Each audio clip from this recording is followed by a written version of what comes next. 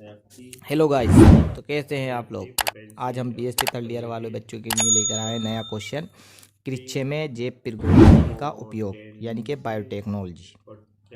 कृषि में जैव प्रौद्योगिकी का क्या उपयोग है, कहाँ कहाँ इसका उपयोग होता है, कौन सी ऐसी फसलें हैं जिनको आनुवांशिक रूप से बनाया गया है बायोटेक्नोलॉजी के द्वारा, ये रसायन पर कैसे आधारित होती हैं, ये इसके बारे में आज हम लोग पढ़ेंगे कि खाद्य उत्पादन में वृद्धि हेतु हम 3 संभावनाओं के बारे में सोच सकते हैं। कृषि, रसायन आधारित कृषि, कार्बनिक कृषि और आनुवांशिक निर्मित फसल आधारित कृषि। आनुवांशिक रूपांतरित जीव, जेनेटिकली मॉडिफाइड ऑर्गेनिज्म, ऐसे पौधे, जीवाणु, कवक व जंतु जिनके जीन हस्तकौशल द्वारा परिवर्तित किए जा चुके हैं आनुवांशिक रूपांतरित जीन कहलाते हैं।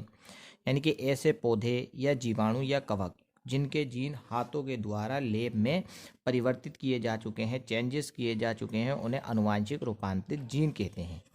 जीएमओ का व्यवहार स्थानांतरित जीव की प्रकृति, परपोषी पौधे, जंतु या जीवाणुओं की प्रकृति पर निर्भर करता है।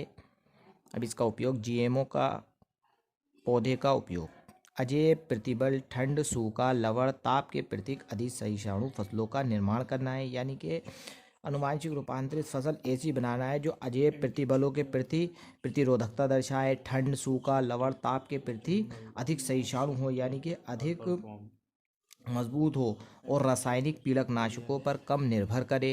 पीड़कनाशी प्रतिरोधी फसल बनाना है। कटाई पश्चात होने वाले नुकसानों को कम करने में सहायक होती है। पौधों द्वारा खनिज उपयोग क्षमता में वृद्धि करना। खाद्य पदार्थों के पोषणीय स्तर में वृद्धि।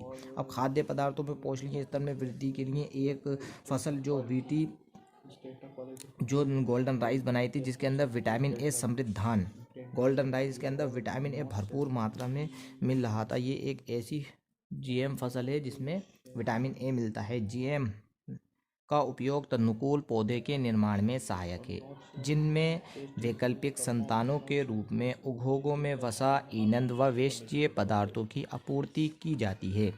कीट प्रतिरोधक फसल, कृषि में जैव प्रौद्योगिकी के उपयोग में वे पीड़क प्रतिरोधी फसल का निर्माण है जो पीड़कनाशकों की मात्रा को कम प्रयोग में लाती है।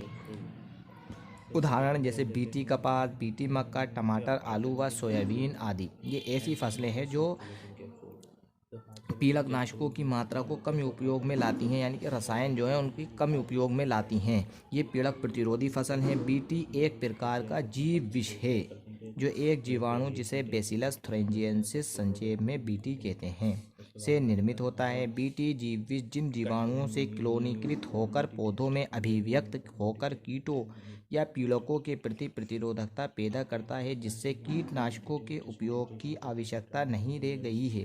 ये जो बीटी जीव विष है ये पीड़क जो जीवाणु हैं उनके प्रति प्रतिरोधकता दर्शाता है, यानी कि उनको मारने का कार्य करता है, जिससे कीड़क जो कीटनाशी रसायन होते हैं उसकी आवश्यकता नहीं पड़ती है। बीटी कपास, बेसिलस थोरेंजिएंसिस की कुछ नस्लें ऐसे प्रोटीन का निर्माण करती हैं जो विशिष्ट कीट जैसे लिथिडेप्टेरोन, कोलियोप्टेरोन व डिप्टेरोन मक्खी मच्छर को मारने में सहायक है।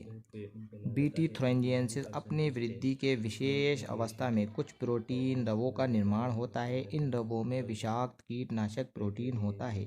बीटी जीव विष प्रोटीन प्राग जीव विष निष्क्रिय रूप से होता है। जो कीट इस निष्क्रिय जीव विष को खाता है उसकी